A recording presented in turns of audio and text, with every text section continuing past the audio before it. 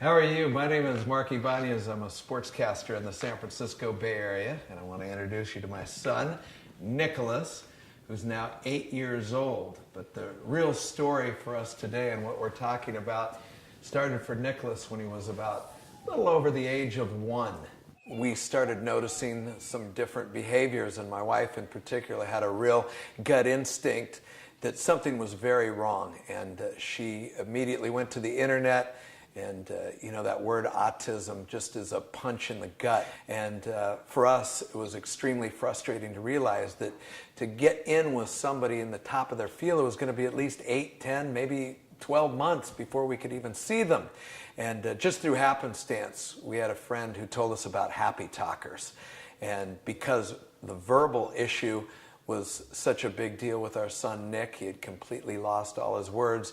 Just that phrase, Happy Talkers, was a reach out to us. We went there and we were able to meet the people there who gave us some sense of hope and a guidance, because that's the biggest frustrating thing, is there's just a wealth of information about autism. Nobody has any answers. Nobody can tell you specifically where to go, but you need a starting point. In one day, families from all over the Bay Area could come and get all their questions answered, their needs met, and get their starting point going. Because I realized, gosh, my wife and I, we've got an education, we know people in the community, we've got some means, but think of all the other people who don't. Maybe English is a second language for them. Through that, I just started doing as much volunteer work for them as I could, because it's incredible that we are fortunate enough to be in the Bay Area where Happy Talkers exist.